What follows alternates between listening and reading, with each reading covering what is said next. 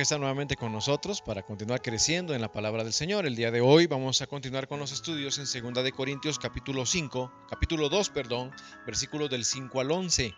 2 Corintios capítulo 2, versículos del 5 al 11. Practicando el perdón. Voy a dar lectura a estos versículos. 2 Corintios 2, versículos del 5 al 11. Dice de la siguiente manera la palabra de Dios: pero si alguno me ha causado tristeza, no me la ha causado solo a mí, sino en cierto modo, por no exagerar, a todos vosotros. Le basta a tal persona esta reprensión hecha por muchos, así que, al contrario, vosotros más bien debéis perdonarle y consolarle, para que no sea consumido de demasiada tristeza. Por lo cual os ruego que confirméis el amor para con él. Porque también para este fin os escribí, para tener la prueba de si vosotros sois obedientes en todo. Y al que vosotros perdonáis, yo también, porque también yo lo que he perdonado, si algo he perdonado, por vosotros lo he hecho en presencia de Cristo, para que Satanás no gane ventaja alguna sobre nosotros, pues no ignoramos sus maquinaciones. Vamos a orar el día de hoy. Señor, te damos gracias por permitirnos estudiar tu palabra, por permitirnos crecer juntos, Señor, en conocimiento y en práctica. Gracias por la vida de todo el pueblo tuyo, Señor, que está escuchando este mensaje. Te pedimos, Señor, que nuestro corazón y nuestra mente siempre estén receptivos al mensaje que tú traigas para nosotros y que todo, Señor, lo que hablemos sea para gloria y honra tuya. Bendice este tiempo, Señor. Nos quedamos en tus manos en Cristo Jesús. Amén y amén. Practicando el perdón. Ya hemos venido estudiando esas exhortaciones que el apóstol Pablo le ha hecho a la iglesia en esta segunda carta a la iglesia en Corinto. El día de hoy el apóstol Pablo está haciendo una exhortación clara acerca del perdón y este pasaje es lo que nos enseña que no debemos permitir que el pecado hunda la vida de un hermano perteneciente a la familia de Dios. Aprendemos también a través de este pasaje que cada uno de nosotros podemos caer en pecado y que cada miembro de la congregación nos corresponde mostrar el amor y la misericordia de Dios para aquel que ha fallado. La iglesia no es un pedacito de cielo. A mí me lo dijeron eso referente al seminario. El primer día del seminario que yo llegué a estudiar, y al salir a la hora de la cena me salió al encuentro un compañero que ya estaba en cuarto año y me dijo: ¿sos nuevo? Y le dije: sí, acabo de llegar. ¿Te vas a incorporar? Sí, a las clases y vas a prepararte y todo. Sí. Y me dijo él: una cosa te voy a decir. El seminario no es un pedazo de cielo. Y vaya que sí es cierto, aquellos pastores que hemos estudiado en seminario nos damos cuenta de que no es un pedazo de cielo. Porque uno tiene la idea de que uno va a encontrar como en la iglesia, ¿no? Usted va a la iglesia y usted quizás espera encontrar todo a perfección, espera encontrar todo con alegría, que no hay chismes, que no hay críticas, que no hay envidia, que no hay esto, que no hay lo otro. Bueno, así como el seminario, la iglesia no es un pedacito de cielo. ¿Por qué? Porque la iglesia está formada por personas que somos pecadores, por gente pecadora, salvada para aquellos que nos hemos arrepentido y hemos aceptado a Cristo como nuestro Salvador y Señor, pero imperfectos. No quiero degradar la iglesia, porque la iglesia no me pertenece a mí, la iglesia le pertenecemos a Cristo. Pero sí lo que debemos de hacer, hermano, es ser realistas, porque mucha gente piensa encontrar perfección en la iglesia. Y en la iglesia no se encuentra perfección, en la iglesia se debe encontrar perdón. La iglesia debe ser un reflejo del amor y la misericordia de Dios. Debemos ser realistas, porque esta clase de cosas suceden en la iglesia. Y entonces es donde la iglesia debe aplicar la corrección, la disciplina, y eso debe ser algo que continuamente esté siendo presente en la iglesia. El apóstol Pablo está haciendo estas exhortaciones continuamente. Ya lo hemos visto en la primera carta a la iglesia en Corinto, lo hemos visto en las cartas a las otras iglesias de Galacia, de Éfeso, de Tesalónica, de esas cartas que el apóstol Pablo ha usado para llamar la atención de algunos que no han reflejado el amor y la misericordia de Dios. Así que en este caso, capítulo 2 de Segunda de Corintios, algunos estudiosos dicen que este caso se refiere a algo que el apóstol Pablo había hablado allá en Primera de Corintios capítulo 5, pero allá se habla de un caso de inmoralidad. El apóstol Pablo es muy exigente y muy claro cuando se trata de pecado. Otros dicen que este pasaje en Segunda de Corintios capítulo 2 se refiere a un tema diferente, a un caso diferente, de alguien que se había levantado, había hablado al corazón, al oído de hermanos dentro de la iglesia en Corinto y había levantado un grupo en contra del apóstol Pablo. Pero este líder que se había levantado ya se había arrepentido y es por eso Pablo exhorta a la iglesia a dar perdón. Cualquiera de los dos casos, sea este o sea el otro de la inmoralidad sexual, en 1 Corintios 5, el tema general de los dos pasajes y en el caso que tenemos acá el estudio, es hacer frente al pecado dentro de la congregación y practicar el perdón en el proceso de restauración. Necesitamos hacer frente al pecado, no debemos permitir que el pecado crezca. Y hay que evitar caer en pecado también. Antes, cuando se predicaba del pecado a la gente cambiaba de vida. Hoy le pregunta a la gente de pecado y la gente cambia de iglesia. ¿No se dan cuenta, dice el apóstol Pablo, de que ese pecado es como un poco de levadura que impregna toda la masa? Él lo dijo en 1 Corintios 5. Y algunos han llegado quizás a hablar, y en este caso que conocen el ministerio pastoral de un servidor han llegado a decir, pero es que muy estricto el pastor, el pastor apela mucho a la exhortación del pecado y todo, y el pastor es muy estricto. Bueno, esa es la enseñanza que uno encuentra en la Biblia, y si la Biblia llama pecado a la práctica que está llevando a cabo, no hay nada más que decir.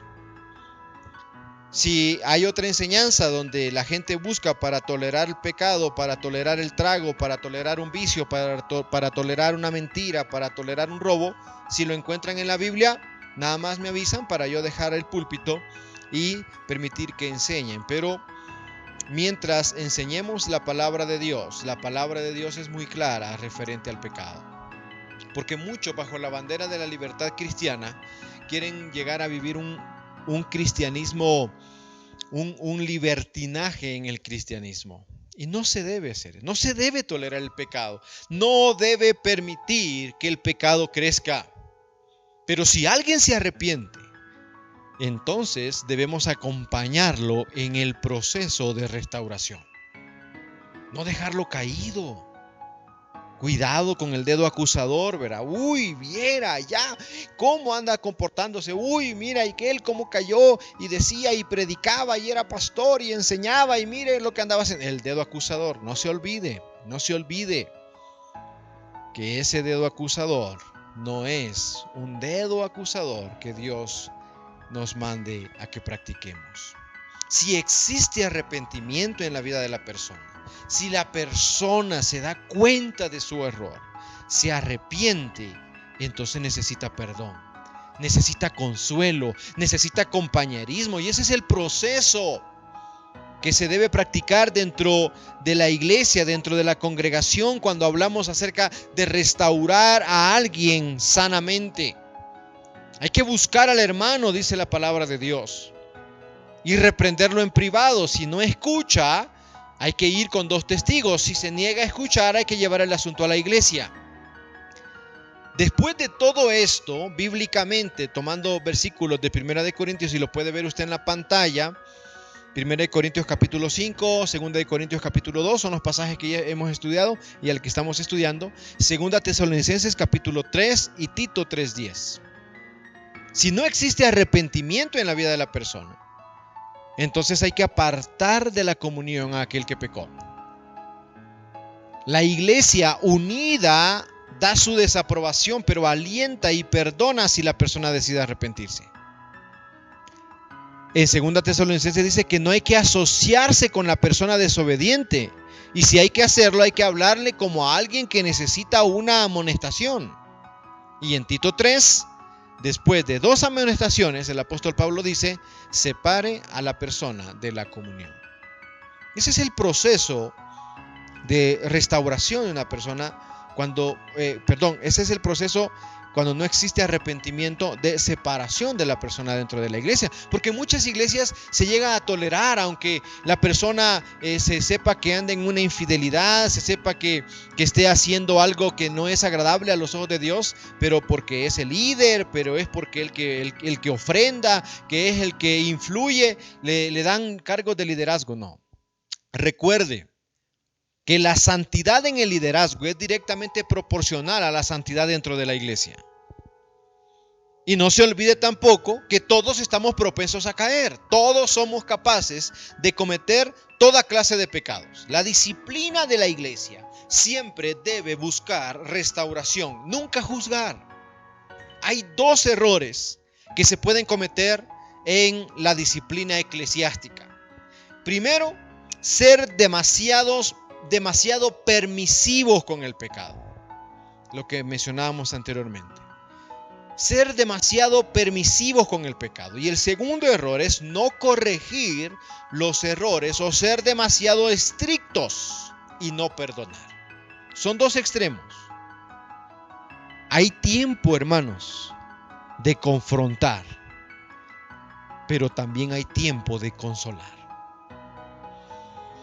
Y el apóstol Pablo exhorta a la iglesia en Corinto y nos exhorta a nosotros a través de la inspiración que Dios da a su vida, que nos demos cuenta que debemos practicar el perdón.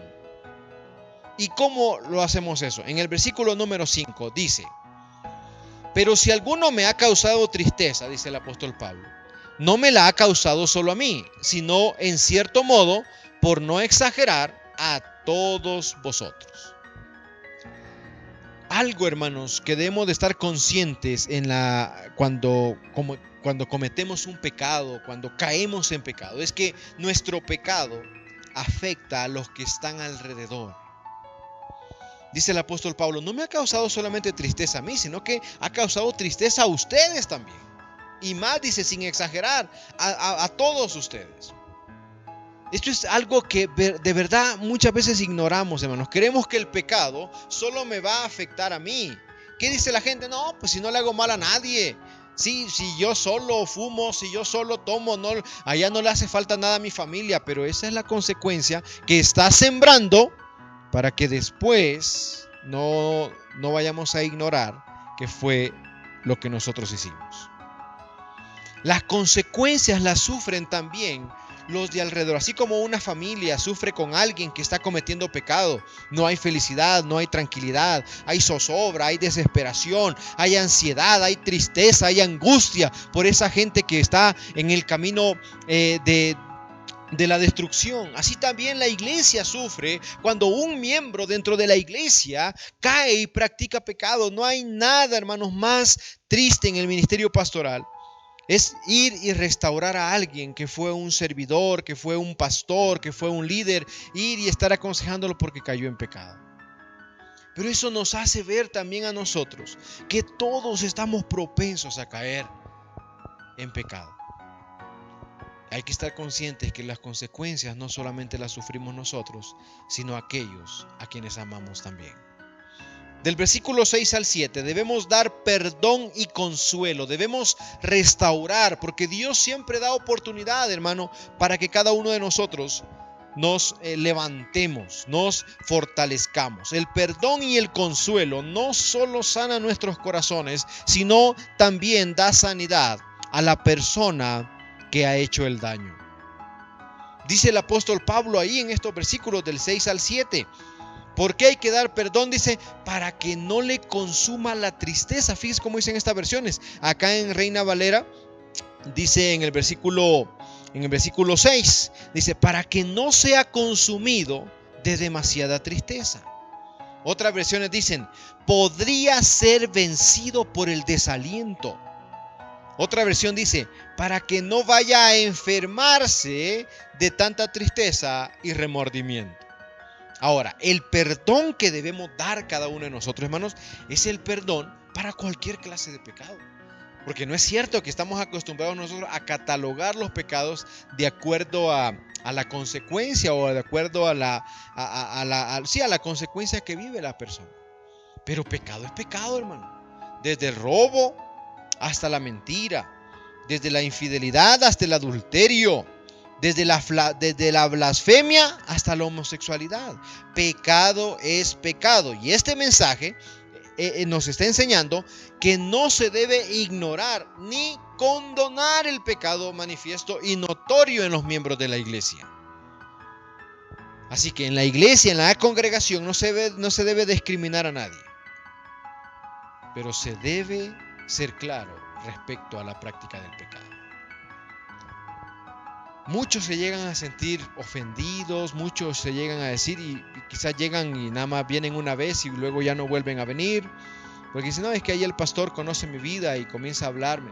No, hermano, es la palabra de Dios que está redarguyendo el corazón de la gente.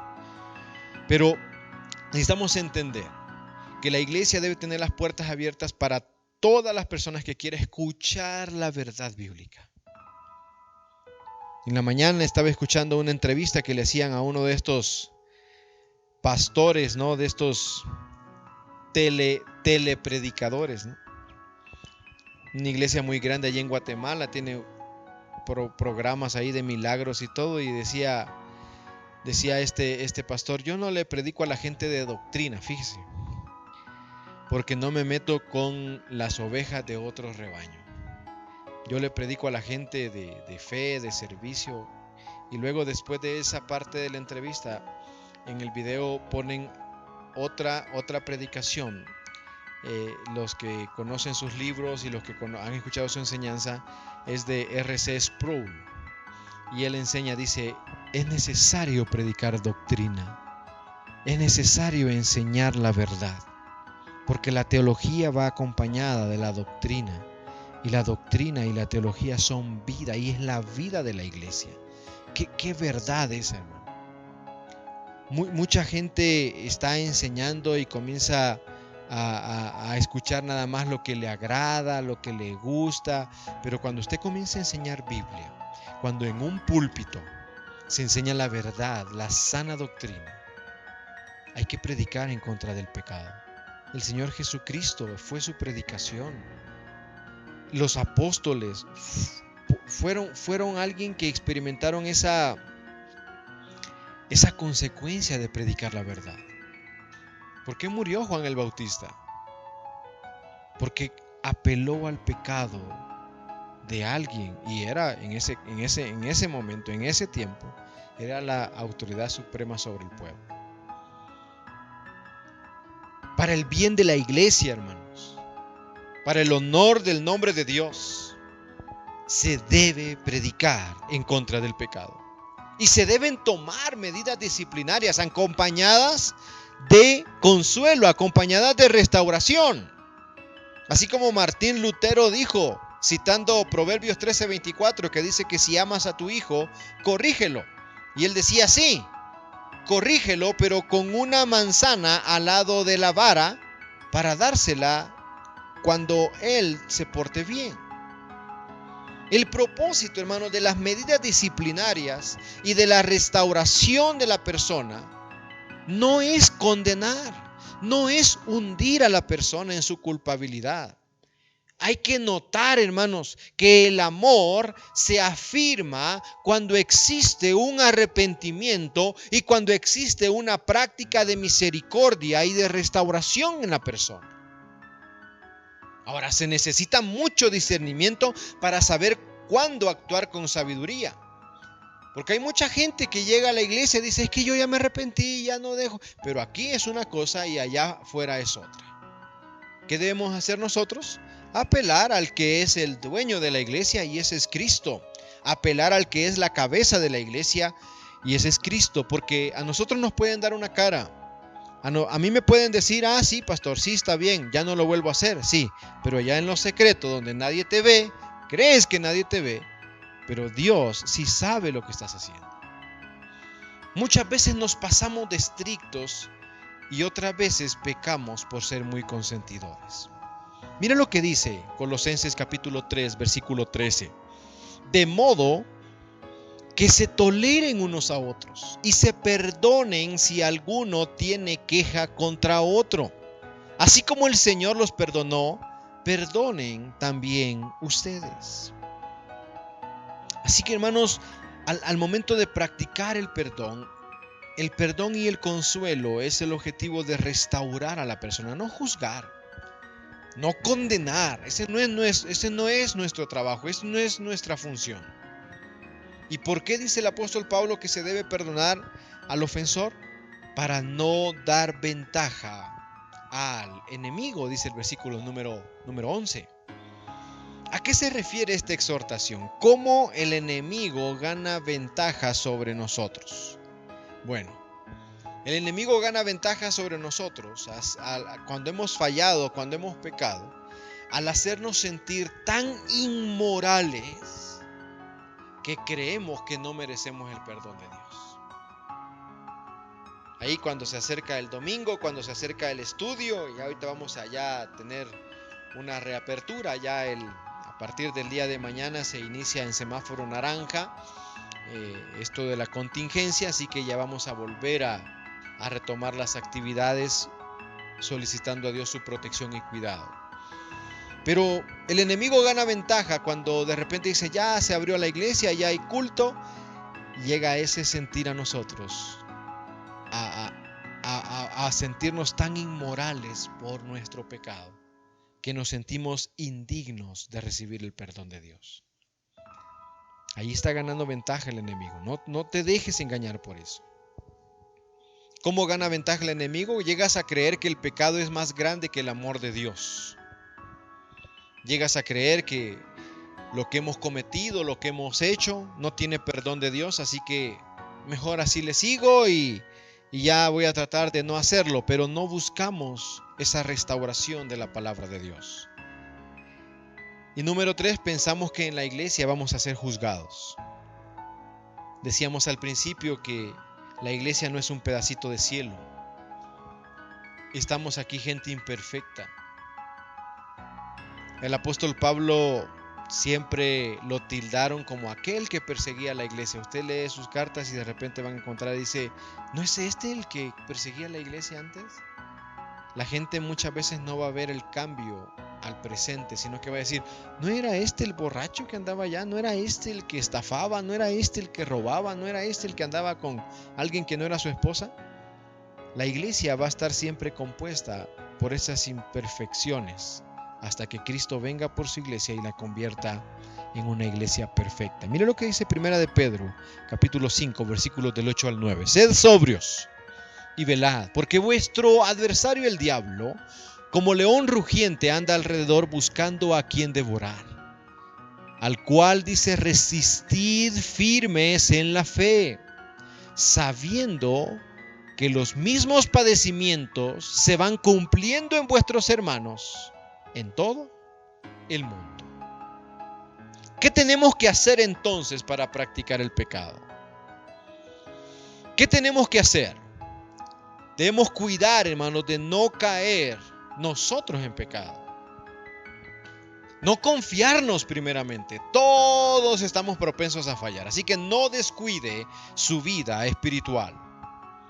Si ha fallado, no desprecie la ayuda de los hermanos en Cristo. Dios desea restauración y va a usar a su iglesia para restaurar al caído. Es cierto que en la iglesia habemos muchos imperfectos, pero hay personas, hermanos, dignos de confiar, dignos de poder pedir que oren, poder pedir que visiten. Hay personas con un testimonio firme y verdadero. Así que no desprecie cuando alguien quiera ayudarle, cuando alguien quiera visitarle. está cumpliendo la función la iglesia. ¿Qué tenemos que hacer? No tolere el pecado, porque si, aunque fuera el pastor o algún líder prominente en la congregación, todos vamos a dar cuentas a Dios. No tolere el pecado, hermano. Puede ser el hermano, la hermana que amamos, que queremos mucho. Pero si esa persona está fallando, hay que exhortarle, acompañado de restauración también. Como iglesia, no debemos juzgar el pecado de otro. Cuando digo de iglesia, no nada más me estoy refiriendo a la iglesia local, sino que a la iglesia universal. Vea la viga que hay en nuestro ojo primero, para luego ayudar al otro a sacarse esa paja, como dijo el Señor Jesucristo. Así que no debemos juzgar, debemos restaurar. Y como creyentes debemos restaurar a la persona si la persona se ha arrepentido de su pecado. Si la persona se ha arrepentido, entonces acompañémosle en ese proceso de restauración. No recrimine el pecado cometido. Ayudemos a que esa persona retome el camino. Porque hay mucha gente, hermanos, que está buscando ese camino. Como esta reflexión, hace unos meses una hermanita lo compartía ahí en el grupo de la iglesia, y muy bonita reflexión, donde alguien anda buscando una iglesia perfecta. Dice, estoy buscando una iglesia perfecta. Por eso, dice esta persona, he decidido llamar al apóstol Pablo. Y llama al apóstol Pablo. Hola, ¿hablo con el apóstol Pablo? El apóstol Pablo dice, sí, soy yo. ¿Cómo está? Tengo un problema, dice, y necesito tu ayuda. Dime, le dice esta persona al apóstol Pablo. Esta persona anda buscando una iglesia perfecta. Dice, estoy decepcionado por muchas cosas en la iglesia a la que pertenezco y ando buscando una iglesia mejor. Me gustaría tener información sobre algunas iglesias. Entonces el apóstol Pablo dice, ¿cómo puedo ayudarte? Y dice, estoy pensando asistir a la iglesia de Corinto. ¿Qué tal son las cosas allí? Dice el apóstol Pablo, mira, en la iglesia de Corinto hay grupos. También hay celos, contiendas y disensiones. Son inmorales, fornicarios, y cuando tienen peleas van hasta con el juez. Ay, no, mejor ahí no voy. ¿Qué tal la iglesia de Éfeso?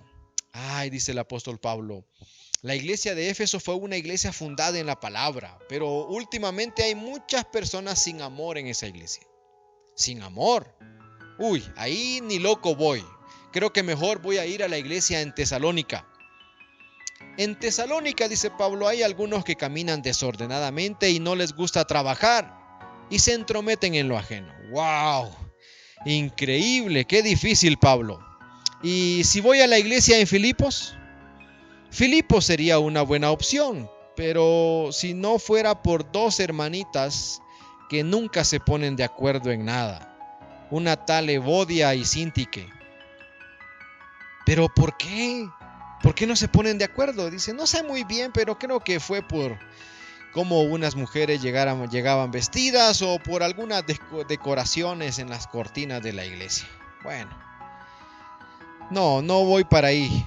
Entonces creo que voy a mudar a Colosas y buscaré la iglesia de los colosenses. Mira, le dice Pablo, los colosenses tienen un problema que es doctrina.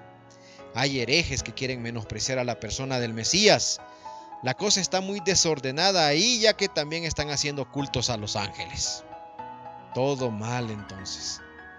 ¿Y si voy a la iglesia en Galacia? Uy, los Gálatas. Hay creyentes que se muerden y se devoran unos a otros. Casi se están convirtiendo como perros, dice Pablo. Eso lo dice en Gálatas 5:15. Y también hay quienes satisfacen los deseos de la carne. Realmente la situación es difícil, ya que también antes de hablar contigo me puse en contacto con el apóstol Juan, dice esta persona que anda buscando una iglesia. Pensé primero ir a la iglesia en Tiatira. Es una iglesia muy tolerante, tanto que han tolerado a una mujer que dice ser profetisa y que enseña la prostitución y ofrece sacrificios a ídolos. Luego pensé ir a la Odisea, pero el apóstol Juan me dijo que ahí son tibios y yo no quiero que Dios me vomite. Después pensé ir a Pérgamo, pero otra vez Juan me dijo que hay algunas doctrinas extrañas como la de Balaam y la de los Nicolaitas. ¿Sabes qué, Pablo? Voy a ir a la iglesia en Jerusalén. De ahí es nuestro Salvador. Pero me dijeron que ahí hay murmuraciones. Y hay hasta unos matrimonios que tratan de engañar al pastor, diciendo que vendieron un terreno en un precio y dando la ofrenda que no era lo que habían prometido. ¿Qué puedo hacer, Pablo? En esta reflexión, Pablo responde hablando acerca de la iglesia desde un punto de vista humano y citamos Efesios 5:27, a fin de presentársela a sí mismo una iglesia gloriosa, que no tuviese mancha ni arruga ni cosa semejante, sino que fuese santa y sin mancha. Pronto seremos una iglesia perfecta, cuando Cristo sea el que venga por su iglesia. ¿Hay esperanza entonces para asistir a una iglesia después de todo esto lo que hemos estudiado? Quiero terminar con una parte de un artículo del pastor Emanuel Elizondo. Y dice él lo siguiente, hablando acerca de una iglesia perfecta. Busca una iglesia compuesta por gente imperfecta que esté en Cristo y en proceso de perfección por el poder del Espíritu. Busca una iglesia en donde se predique la palabra de Dios, se administren las ordenanzas con fidelidad y se busque vivir en santidad. Y entonces, comprométete, asiste, ponte bajo la autoridad de los diáconos, busca servir en lugar de criticar. Si tu iglesia parece más hospital que un museo de cera, da gloria a Dios. Estás en el lugar correcto. Busquemos, hermanos, ser una iglesia que practique el perdón, que practique el amor, que nos parezcamos más a Cristo.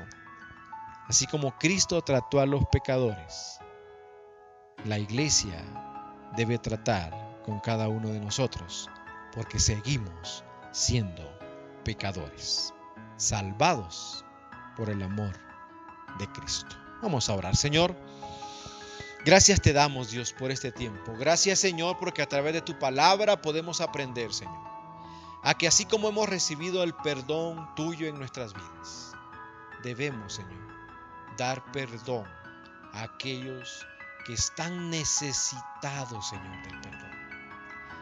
Pero te pedimos, Señor, el discernimiento para que podamos, Señor, ayudar al que quiera ser ayudado. Que podamos, Señor, restaurar a aquel que de verdad se ha arrepentido y quiere buscar, Señor, estar bien contigo. Permítenos, Señor, que seamos una iglesia que te glorifique y te honre solo a ti, a través de la práctica del perdón. Gracias, Señor. Gracias, Dios, porque un día tú manifestaste ese perdón hacia nuestra vida. Y ahora, Señor, te pedimos que podamos dar ese perdón a aquellos que necesitan, Señor. En Cristo Jesús. Amén y amén. Muchas gracias por haber apartado este tiempo y haber estado con nosotros. Gracias por estar al pendiente de las publicaciones de la página. Gracias por aquellos que están compartiendo los videos y los audios. Gracias por aquellos que se han puesto en contacto con nosotros. Gracias por aquellos que oran por este ministerio. Gracias por aquellos que pertenecen a la iglesia, que están al pendiente de su iglesia y de su congregación. Que el Señor les bendiga. Continuaremos subiendo los videos los días miércoles y los días domingo. Si alguien quiere recibir los devocionales y las predicaciones en audio, por favor escríbanos al WhatsApp que aparece al final del video y pues estamos para servir cualquier cosita que podamos ayudar. Que el Señor les bendiga, cuídense mucho y nos vemos dentro de unos días en el estudio en el libro de Isaías. Bendiciones. Acepta a Jesucristo como tu Salvador personal el día de hoy. Ora conmigo de la siguiente manera. Señor Jesús, reconozco que soy pecador, que moriste en la cruz del Calvario por mis pecados y que resucitaste al tercer día. Me arrepiento, creo que eres Dios y hoy te reconozco como mi único y suficiente Salvador personal. Salva mi alma el día de hoy. En Cristo Jesús, mi único Salvador. Amén y amén. Gracias por aprender de la palabra de Dios con nosotros. Te invitamos para que continúes creciendo espiritualmente. Dale like y suscríbete a este canal presionando el botón del logotipo de la iglesia y activa la campanita para que te llegue notificación de un nuevo devocional. Además, puedes compartir el devocional con todos tus contactos a través de las redes sociales que aquí te mostramos, dando compartir en la parte de abajo del video. Serás la herramienta que Dios use para hacer llegar su palabra a alguien que la necesite. Y puedes comunicarte con nosotros y compartir tus peticiones de oración a través de nuestras redes sociales, correo electrónico o al teléfono que aquí te mostramos. Congrégate con nosotros y visítanos en la ubicación que aparece en pantalla. Bendiciones.